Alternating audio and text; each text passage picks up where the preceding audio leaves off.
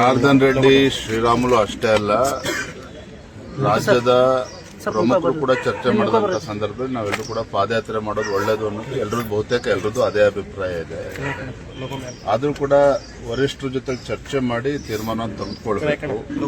ನಾನು ಈಗಾಗಲೇ ನಮ್ಮ ಪಕ್ಷದ ಹಿರಿಯರಿಗೆ ವರಿಷ್ಠರಿಗೆ ದೆಹಲಿನ ಮಾತನಾಡಿದ್ದೇನೆ. ಇವತ್ತು ನಾಳೆ ಒಳಗೆ ಅದ್ರ ಬಗ್ಗೆ ಸಂದೇಶ ಮಾಹಿತಿ ಬರ್ತದೆ. ಆದರೆ 17ನೇ ತಾರೀಕು ಜನಾರ್ದನ್ ರೆಡ್ಡಿ ಅವರಾಗಲಿ, ಶ್ರೀರಾಮುಲು ಆಗಲಿ, ನಮ್ಮ ಪಕ್ಷದ ಹಿರಿಯ ನಾಯಕರುಗಳು ಕೂಡ ಬರ್ತಾ ಇದ್ದಾರೆ. ರಾಜ್ಯ ಮಟ್ಟದ ಒಂದು ಹೋರಾಟ,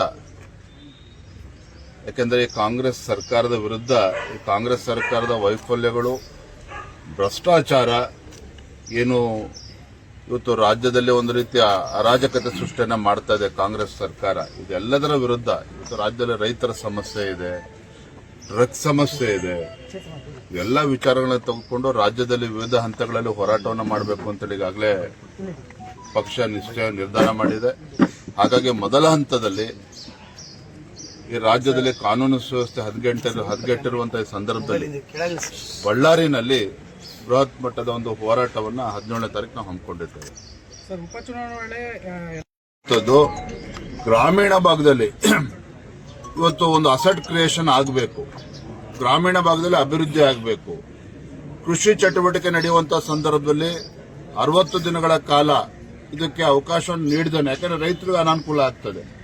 ಆ ಸಂದರ್ಭದಲ್ಲಿ ರೈತಾಪಿ ವರ್ಗಕ್ಕೆ ಅನುಕೂಲ ಆಗಬೇಕು ಅಂತ ಆ ಸಂದರ್ಭದಲ್ಲಿ ರಜೆಯನ್ನ ಕೊಟ್ಟಿದ್ದಾರೆ ವಿನಃ ಹಿಂದೆ ಯಾವ ಪದ್ಧತಿ ಇತ್ತು, ಗ್ರಾಮ ಪಂಚಾಯತಿ ಮಟ್ಟದಲ್ಲೇ ತೀರ್ಮಾನಗಳು ಆಗ್ತಾ ಇತ್ತು. ಈಗಲೂ ಕೂಡ ಮುಂದಿನ ದಿನಗಳಲ್ಲೂ ಕೂಡ ಅದೇ ಆಗುವಂಥದ್ದು. ಆದರೆ ಕಾಂಗ್ರೆಸ್ ಪಕ್ಷ ಇವತ್ತು ಸಿದ್ದರಾಮಯ್ಯನವರು, ರಾಹುಲ್ ಗಾಂಧಿಯವರು ಇದನ್ನೇ ಅಪಪ್ರಚಾರ ಮಾಡಿಕೊಂಡು, ಯಾಕೆಂತ ಹೇಳಿದ್ರೆ ಇವತ್ತು ರಾಜ್ಯದಲ್ಲಿ ಕಾಂಗ್ರೆಸ್ ಬಗ್ಗೆ ಜನರ ವಿಶ್ವಾಸ ಹೊರಟೋಗಿದೆ. ಹಾಗಾಗಿ ಈ ವಿಚಾರ ತೆಗೆದುಕೊಂಡು ಮಹಾತ್ಮ ಗಾಂಧಿಯವರ 2ನೇ ಬಾರಿ ಕೊಲೆಯನ್ನ ಮಾಡುವಂತ ಕೆಲಸ ಭಾರತೀಯ ಜನತಾ ಪಾರ್ಟಿ ಮಾಡಿದೆ ಅಂತೇಳಿ ಅಪಪ್ರಚಾರ ಮಾಡೋದಕ್ಕೆ ಹೊರಟಿದ್ದಾರೆ.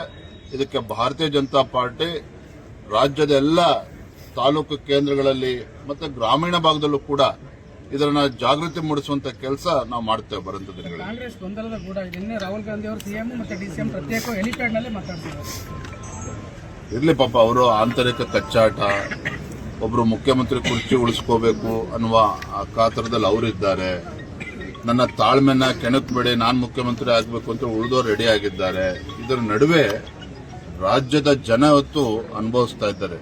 ನಿಜವಾಗ್ಲೂ ಕೂಡ ರಾಜ್ಯದಲ್ಲಿ ಏನೋ ಅಭಿವೃದ್ಧಿ ಆಗದೇನೆ ಭ್ರಷ್ಟಾಚಾರದಲ್ಲಿ ಮುಳುಗೋರಿರ್ತಕ್ಕಂಥ ಕಾಂಗ್ರೆಸ್ ಬಗ್ಗೆ ಜನ ಇವತ್ತು ಇಡೀ ಶಾಪವನ್ನು ಹಾಕ್ತಿದ್ದಾರೆ. ನೋಡಿ, ನಿನ್ನೆ ದಿನ ಜರ್ಮನಿಯ ಚಾನ್ಸಲರ್ ಬಂದಿದ್ದಾರೆ ಕರ್ನಾಟಕ. ಜರ್ಮನಿ ಅಂತ ಹೇಳಿದ್ರೆ ಅದು ಕೂಡ ಒಂದು ಆರ್ಥಿಕ ಶಕ್ತಿ, ತಂತ್ರಜ್ಞಾನಕ್ಕೆ ಇವತ್ತು ಮ್ಯಾನುಫ್ಯಾಕ್ಚರಿಂಗ್ ಹಬ್ ಆಗಿರುವಂತದ್ದು ಆ ದೇಶ.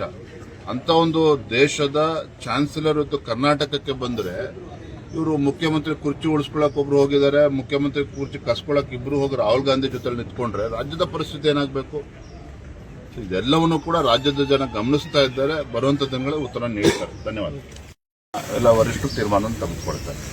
ಥ್ಯಾಂಕ್ ಯು, ಧನ್ಯವಾದ. ಸರ್, ಇದೊಂದು ವಿ.ಬಿ. ರಾಮ್ಜಿ ಇದು ಚರ್ಚೆ ಆಗ್ತಿದೆ ಸರ್. ಅದರ ವಿರುದ್ಧ ಇಡೀ ನಮ್ಮ ರಾಜ್ಯಾದ್ಯಂತ ಹೋರಾಟ ಮಾಡ್ತೀವಿ ಅಂತ ಹೇಳಿ ಪ್ರಧಾನಮಂತ್ರಿ ನರೇಂದ್ರ ಮೋದಿಜಿಯವರು ಒಂದು ಒಳ್ಳೆ ಉದ್ದೇಶವನ್ನು ಇಟ್ಕೊಂಡು ಮನ್ರೇಗಾ ವಿಕಸಿತ ಭಾರತ ಜಿ ರಾಮ್ಜಿ ಅಂತೇಳಿ ಕೇವಲ ಹೆಸರು ಬದಲಾವಣೆ ಅಷ್ಟೇ ಅಲ್ಲ, ಮಹಾತ್ಮ ಗಾಂಧೀಜಿಯವರ ಕನಸನ್ನ ನನಸು ಮಾಡುವ ನಿಟ್ಟಿನಲ್ಲಿ.